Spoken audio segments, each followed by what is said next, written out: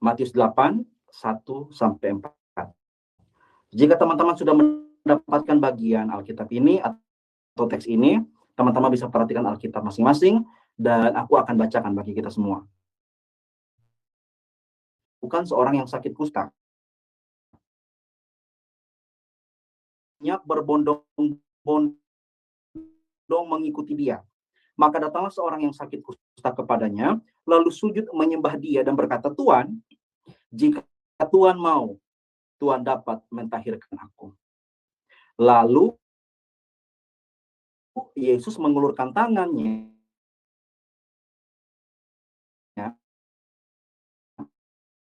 beri pada kustanya.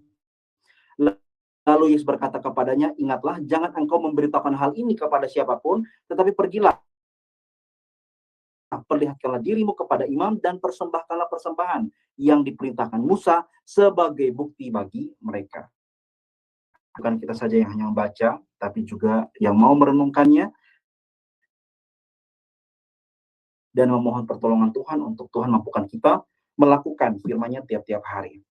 Nah, sekali lagi salam gengs, salam teman-teman semua yang diberkati dan dikasihi oleh Tuhan. Saya kira teman-teman ya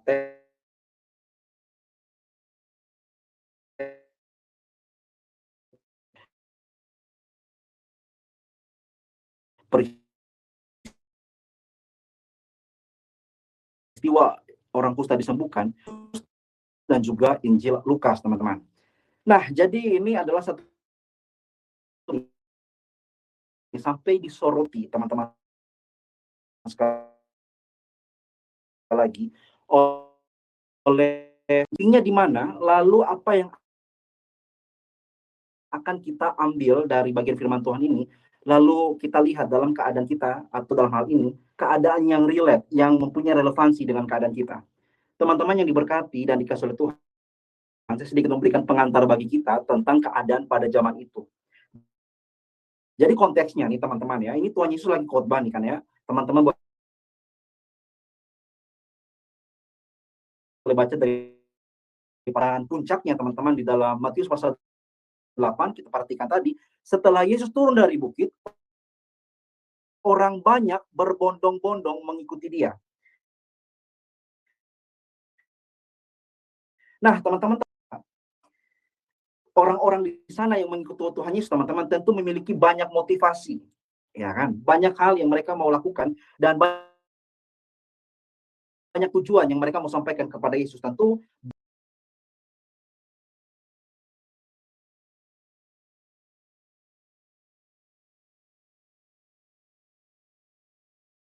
ya, atau dalam hal ini mungkin bisa dikatakan orang yang minta maaf tanda kutip, perempuan yang mengalami kemandulan seperti itu, teman-teman ya. Nah, persoalan-persoalan itu pada zaman Tuhan Yesus itu bukan hanya persoalan biologis, teman-teman, tapi persoalan teologis. Nah, persoalan teologis. Jadi teman-teman harus tahu bahwa juga mengalami diskriminasi bukan hanya dalam hal secara sosial, tapi juga secara teologis. Karena banyak orang yang mengklaim orang sakit kusta model begini adalah orang-orang yang seperti orang-orang kusta ini pada zaman itu adalah orang-orang yang benar-benar sangat-sangat didiskriminasi. Dan bukan hanya itu, teman-teman, mereka tertekan secara mental, batin, dan teman-teman harus tahu bagaimana hidup mereka yang mereka perjuangkan, mereka pertahankan di tengah-tengah keadaan seperti itu.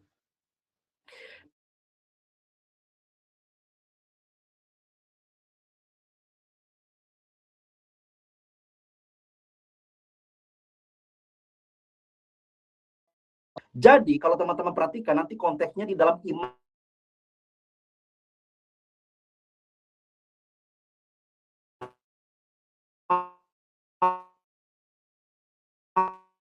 boleh baca di sana secara pribadi itu tentang penyakit kusta, kutukan dari itu kayak mumi, kayak zombie, lalu mereka tuh harus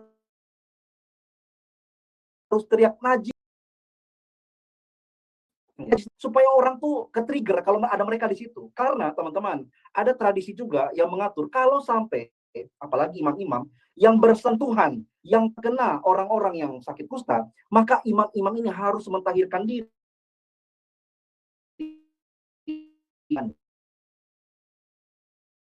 Oke, jadi itu teman-teman bisa perhatikan apa ya. Saya tidak melihat kamera teman-teman, apakah source-nya masih jelas? Semoga jelas ya teman-teman ya. Kalau tidak jelas, teman-teman bisa bantu tolong. Nah, lanjutkan kembali teman-teman yang diberkati dan dikasih oleh Tuhan. Apa urusannya ketika kita tadi lihat tentang orang kusta yang dikucilkan, yang mereka betul-betul didiskriminasi?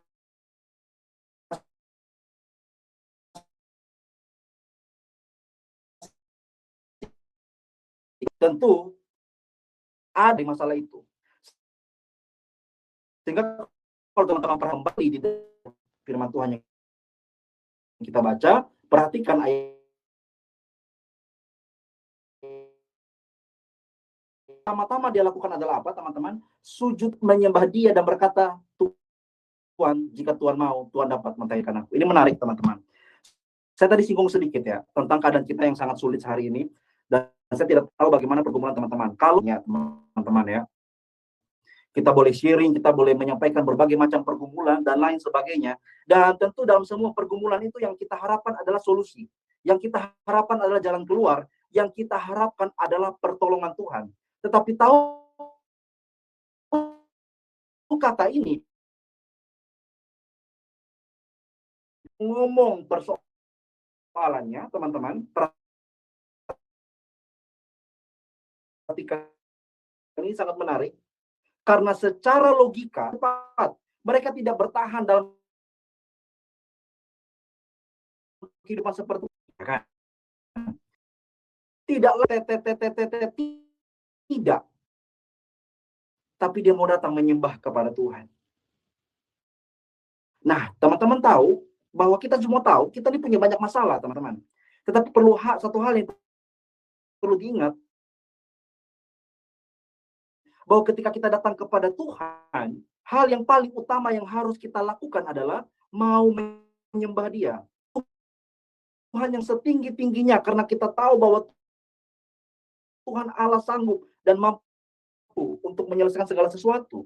Tetapi satu hal yang harus ditekankan di sini, teman-teman, adalah bahwa kita boleh banyak pergumulan, tapi marilah mau kita meneladani orang kusta ini untuk datang menyembah kepada Tuhan dan tidak langsung melaporkan setiap masalah-masalah kita.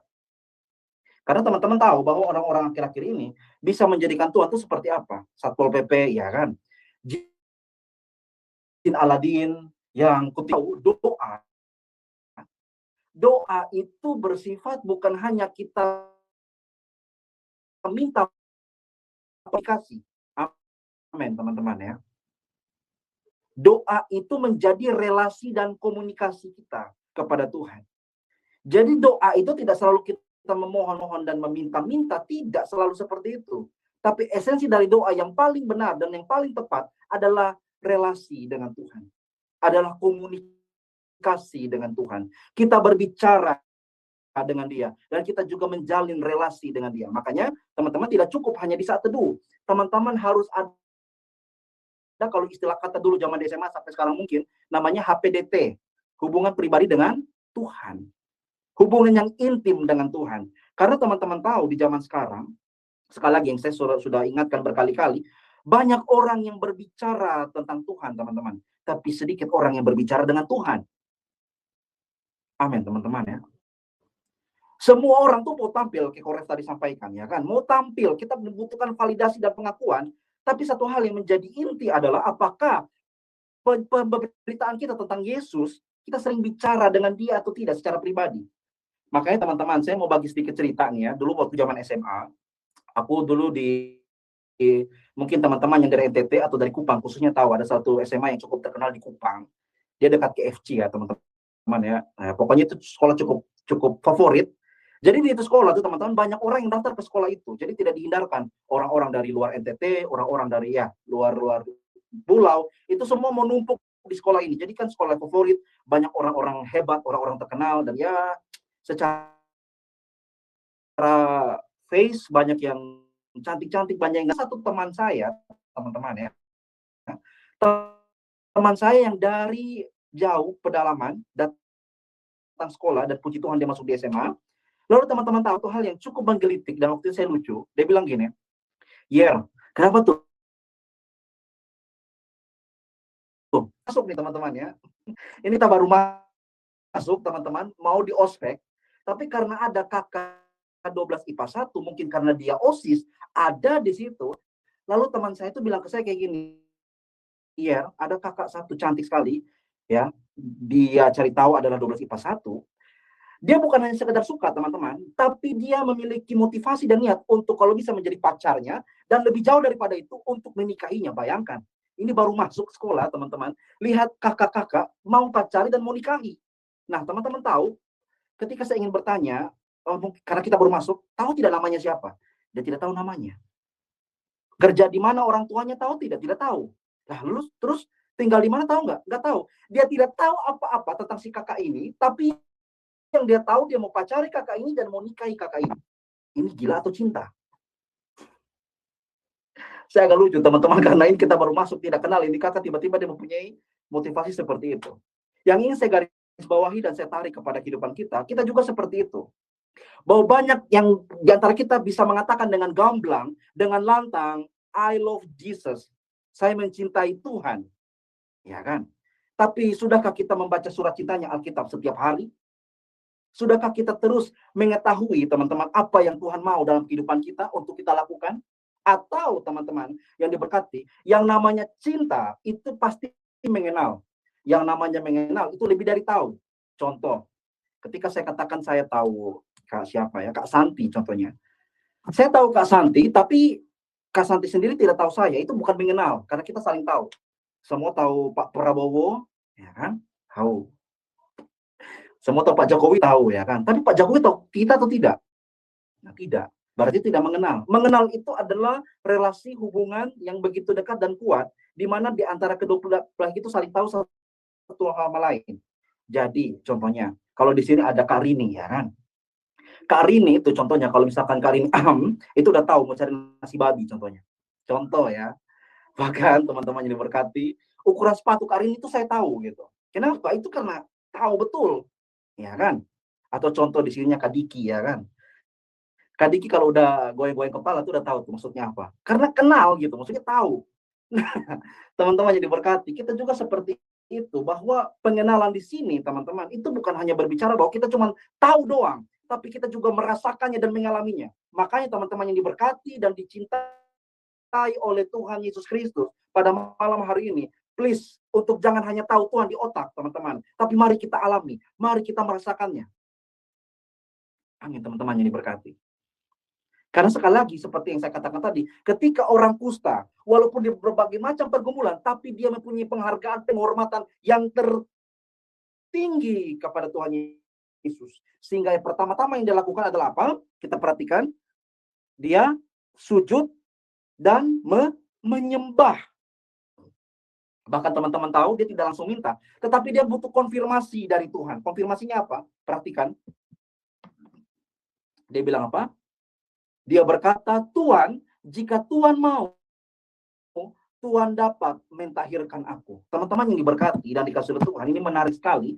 Karena orang kusta ini yang dalam keadaan yang begitu struggle, yang begitu tertekan secara batin, sosial, teman-teman, dan butuh pertolongan cepat. Tapi pada saat yang sama, ketika berjumpa dengan Yesus, dia menomor tigakan semua persoalan yang berat itu, dan lebih mengutamakan mau menyembah Yesus, dan berkata, Tuhan, ini selaras nggak sama mau Tuhan? Ini cocok nggak sama yang Tuhan mau? Tuhan, jika Tuhan mau, Tuhan dapat mentahirkan aku. Saya percaya teman-teman, ini kalau Tuhan Yesus tidak sembuhkan dia nggak masalah. Dia nggak akan masalah. Kenapa? Karena sudah dari awal dia tahu, semua dia memang ingin sembuh, tapi keputusan adalah hak Tuhan. Makanya teman-teman yang berkati, kalau teman-teman ikut sharing saat teduh minggu lalu tentang Yakobus, teman-teman ya, kalau Tuhan mau, ya kan, kalau Tuhan menghendakinya, kita akan hidup dan berbuat ini dan itu. Demikian pula hidup kita, teman-teman yang diberkati dan dikasih oleh Tuhan. Kalau Tuhan mau, kita tidak perlu dikte Tuhan Allah, dan kita seakan-akan menganggap kalau Tuhan tidak bisa atau tidak memahami yang seperti kita pahami. No, Tuhan benar-benar memahami dan paling mengenal diri kita. Sehingga teman-teman tidak perlu mendikte Tuhan. Dan kita kembali perhatikan teks ini. Kalau Tuhan mau, jika Tuhan mau, Tuhan dapat mentahirkan aku. Teman-teman yang diberkati, saya katakan tadi di awal, kalau ada orang yang sampai bersepapasan, atau bahkan imam-imam yang menyentuh orang kusta ini, mereka juga akan ikut menjadi najis, teman-teman. Najis. Jadi teman-teman tahu, tidak ada satu orang pun yang mau mendekati orang kusta ini. Itu juga berteriak najis, supaya orang ke-trigger dia ada. Tapi teman-teman tahu, orang bersentuhan dengan orang kusta, dia juga menjadi najis, tetapi berbeda dengan Tuhan Yesus. Tuhan Yesus menjamah orang kusta ini, bukan Yesus yang menjadi tahir, kusta, tapi orang kusta itulah yang menjadi tahir. Karena kalau teman-teman perhatikan di situ, kita perhatikan, lalu Yesus mengulurkan tangannya dan menjamah orang itu. Menjamah itu betul-betul sentuh, teman-teman ya, sentuh. Bukan dia ngomong dari jauh dan sembuh, tidak, sentuh. Membuktikan kuasa Tuhan Yesus menembus kemustahilan. Saya tidak tahu apa pergumulan teman-teman hari-hari ini, dan tentunya pasti sangat berat ya, sangat-sangat berat. Teman-teman mau sebutkan apapun yang bagi orang lain sepele, tapi saya tahu itu sangat berat. Teman-teman perhatikan, di zaman sekarang juga seperti itu. Orang juga bisa menganggap keadaan kita itu adalah keadaan yang najis. Najis dalam pengertian bahwa, apa ya, keadaan yang memang itu buruk gitu. Keadaan yang memang tidak worth it, dan orang-orang juga mengklaim bahwa ya, sudahlah, dia tidak pantas untuk ditolong. Karena kalau kita tolong pun, kita juga pasti kena imbasnya. Tetapi berbeda dengan Tuhan Yesus, teman-teman yang diberkati dan dikasih oleh Tuhan, dia menjamah dalam pengertian, dia menyentuh secara langsung. Makanya teman-teman yang diberkati dan dikasih oleh Tuhan kita Yesus Kristus, yang paling memahami kita, sekali lagi teman-teman, yang paling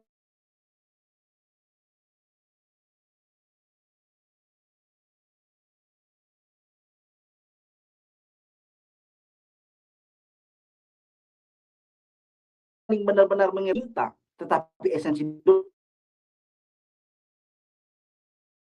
Tuhan. Kita membangun hubungan yang karib dengan Tuhan. Karena teman-teman harus tahu dan harus dengarkan ini, bahwa orang-orang yang melebihi persoalan dia alami setiap hari. Jadi walaupun dalam keadaan yang sulit, di dalam Tuhan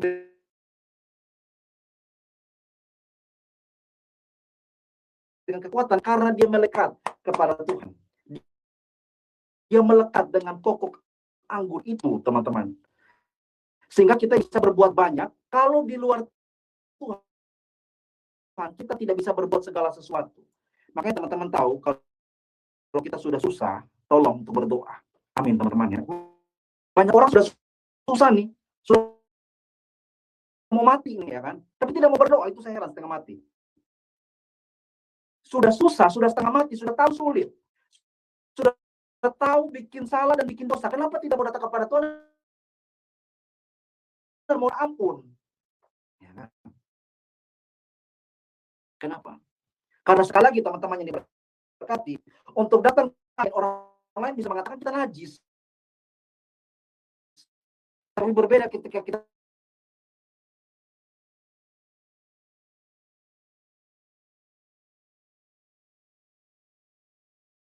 datang kepada Tuhan kita Yesus Kristus, dan kita tidak lihat teman-teman dari mana, terkhusus ya kan, tidak melihat teman-teman dari kepala polisi, tidak.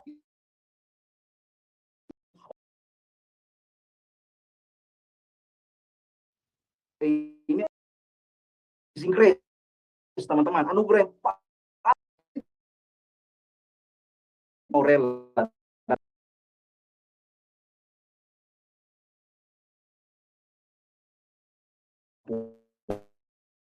harus Yesus datang untuk mau merangkul dan meluk itu semua. Teman-teman yang diberkati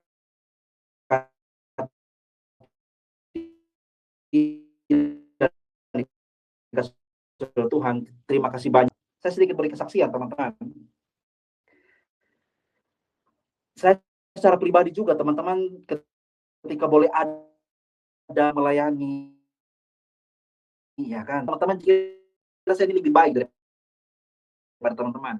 Banyak hal dan banyak kesalahan juga yang saya lakukan, dan teman-teman tahu bahwa seperti yang saya mau katakan kepada kita, kesalahan-kesalahan yang seperti yang saya lakukan, banyak kekeliruan, banyak juga keteledoran, ya kan, dan banyak hal yang membuat sebetulnya, sekali lagi, mungkin saya beri kesaksian di minggu lalu, itu rasanya untuk di titik itu tuh tidak worth it lagi, gitu. Tidak layak lagi lah, ya kan, karena ya sudahlah, mungkin butuh waktu untuk biar kita dengan Tuhan dulu lah. Tapi saya bersyukur kepada Tuhan kalau sekali lagi, teman-teman, hari ini kita boleh ada, atau saya secara pribadi khusus boleh ada di tengah teman-teman semua, itu semua karena Tuhan yang mau. Bukan karena siapa-siapa pun mau. Bukan karena, kalaupun ada yang mau, itu juga digerakkan oleh Roh Kudus, sehingga Roh Kudus memampukan kita untuk kita boleh menjadi mau. Kalau bukan tanpa Roh Kudus, tidak mungkin, teman-teman, tidak mungkin. Nah, teman-teman tahu, saya dengar sharing section dari beberapa teman, salah satunya ada kakak, siapa, saya lupa namanya. Dia mengatakan, teman-teman, LOTW menjadi alasan dia hidup. Ya kan? LOTW menjadi alasan dia hidup. Jadi mungkin dia dalam persoalan yang begitu berat, panjang, dan dia bahkan mau meminta, Tuhan, saya mau kembali ke rumah Bapak, ya kan. Tapi ketika dia berjumpa, ini bukan karena kita melebih-lebihkan LOTW, tidak, tapi karena memang kasih karunia Tuhan yang begitu besar. Itulah menjadi alasan dia hidup. Dan demikian, teman-teman tahu, saya juga secara pribadi seperti itu. Kalau teman-teman orang yang mengenal saya dengan baik dan benar di sini, pasti tahu saya itu bagaimana. Tapi kalau hari ini masih ada tempat, teman-teman, itu kita boleh melayani. Dan saya bahkan dirangkul, teman-teman, itu semua karena kasih karunia Tuhan. Oleh teman-teman yang juga mengasihi Tuhan, dan saya percaya mereka juga adalah orang-orang yang mencintai Tuhan. Jadi teman-teman yang diberkati dan dikasihi oleh Tuhan, saya sangat bersyukur bahwa sekali lagi, di tengah keadaan yang semakin fake ini, penuh kepalsuan dan kemunafikan, tapi orang-orang yang mengasihi Tuhan, pasti Roh Kudus memberikan dia kasih yang tulus dan murni, sehingga mengasihi kita dengan kasih yang tulus. Jadi terima kasih banyak sekali lagi teman-teman yang diberkati dan dikasihi oleh Tuhan. Kapanpun teman-teman bergabung di komunitas kita, mau 1 tahun lalu, 2 tahun lalu, atau bahkan hari Senin kemarin, tidak peduli. Tidak peduli teman-teman gabung kapan, tapi yang kita syukuri adalah bagaimana kasih Tuhan selalu bersama-sama dengan kita setiap waktu. Amin, teman-temannya. Kasih Tuhan yang selalu bersama-sama dengan kita setiap waktu dan tidak pernah meninggalkan kita. Jadi teman-teman yang diberkati dan dikasihi oleh Tuhan, kita kembali kepada teks dan menjadi akhir dari perenungan ini, teman-teman. Bahwa kusta, sekali lagi, adalah penyakit yang bahkan dianggap sebagai kutukan. Orang-orang benar najis. Bahkan orang kusta pun harus meneriaki dirinya najis, teman-teman. Tetapi kita perhatikan, Yesus Kristus yang adalah Tuhan menyentuh orang kusta itu secara langsung, teman-teman. Tidak dengan dari jauh lalu ngomong, tapi menyentuh secara langsung. Karena apa? Supaya apa? Supaya orang tahu bahwa kasih dan kuasa Tuhan Yesus menembus kenajisan, menembus kemustahilan, dan menembus segala ketidakmungkinan. Jadi teman-teman yang dikasihi dan dicintai oleh Tuhan kita Yesus Kristus, kita perhatikan sebagai ayat yang terakhir, kita lihat apa yang terjadi di sana, teman-teman. Seketika itu juga tahirlah orang itu pada kustanya. Dan teman-teman tahu ayat 4, kita perhatikan. Lalu Yesus berkata kepadanya, ingatlah, jangan engkau memberitahukan hal ini kepada siapapun. Kenapa? Nanti saya akan bahas. Tetapi pergilah, perlihatkanlah dirimu kepada imam, dan persembahkanlah persembahan yang diperintahkan Musa sebagai bukti bagi mereka. Teman-teman tahu kenapa Tuhan Yesus jangan dulu melarang orang itu, jangan kasih tahu dulu ke semua orang. Kalau kamu semua imam, ya teman-teman, ya, sebagai bukti bagi mereka. Karena begini, teman-teman, Tuhan Yesus yang pada zaman itu yang begitu viral, yang begitu booming, teman-teman yang diberkati, orang-orang tadi saya katakan di awal mempunyai motivasi yang berbeda-beda. Tetapi teman-teman tahu, kecenderungan orang untuk ikut Tuhan Yesus supaya apa? Supaya kaya, dapat mujizat, supaya sembuh, ya kan? Tapi yang mereka cari itu adalah hal-hal yang bersifat lahiriah. Hal-hal yang bersifat lahiriah, teman-teman. Bukan yang supranatural, yang dalam pengertian hubungan, relasi yang intim dengan Tuhan. Sehingga saya katakan tadi, datang. Atau jin Aladin, ada maunya baru datang. Nanti kalau teman-teman lihat di sini ya, saya sedikit berbagi. Matius pasal 8 itu akan menceritakan bagaimana Yesus menyembuhkan banyak orang. Dan satu peristiwa di satu perikop di ayat 18, nanti teman-teman baca di rumah ya, tentang hal mengikut Yesus, Tuhan Yesus ingatkan kepada mereka. Ayat 20, Yesus berkata kepadanya, serigala mempunyai liang dan burung mempunyai sarang, tetapi anak manusia tidak mempunyai tempat untuk meletakkan kepalanya. Artinya apa teman-teman yang diberkati?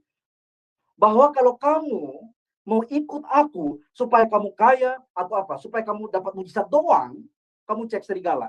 Ya kan? Kamu coba cek serigala. Serigala tuh punya liang, dan kamu cek burung, burung tuh punya sarang. Artinya apa teman-teman? Serigala dan burung itu binatang, dan mereka punya tempat untuk bernaung. Tetapi anak manusia untuk meletakkan kepala dalam definisi sederhana mau tidur saja, itu tidak mempunyai tempat. Jadi teman-teman yang diberkati, yang Tuhan mau untuk kita lakukan adalah apa? Bahwa kita mencintai Tuhan, bukan karena ada maunya. Amin teman-teman.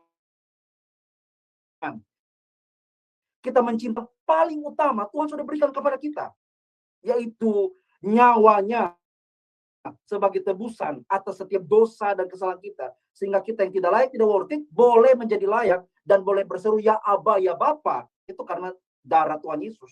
Dan itu yang paling utama. Jadi semua hal teman-teman yang harus kita pikirkan sekarang, bukan kita dapat apa, tidak, tapi apa yang bisa kita berikan kepada Tuhan. Makanya kita bersyukur teman-teman LOTW mengadakan campaign, ya kan? Campaign apa, Natal, kemarin kita rayakan atau kita adakan campaign Pasca. Itu semua untuk apa? Itu bukan karena gaya-gayaan, teman-teman. Karena sebagai ungkapan syukur ya Tuhan, karena Tuhan sudah terlalu melakukan sesuatu sebagai tanda ungkapan syukur atas kebaikan Tuhan yang sangat sangat besar. Jadi teman-teman siap ya. Meskipun saya susah, apa lagi? Saya mau ikut Yesus sampai selama-lamanya. Mau ikut Yesus karena motivasi yang utama bukan karena dapat apa adanya.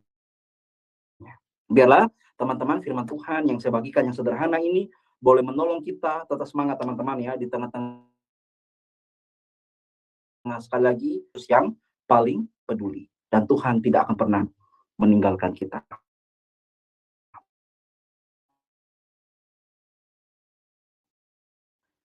Amin. Terima kasih banyak teman-teman yang sudah mendengarkan firman Tuhan. Saya kembalikan ke Kak Karini atau Koref untuk kita sama-sama. Ya, teman-teman kita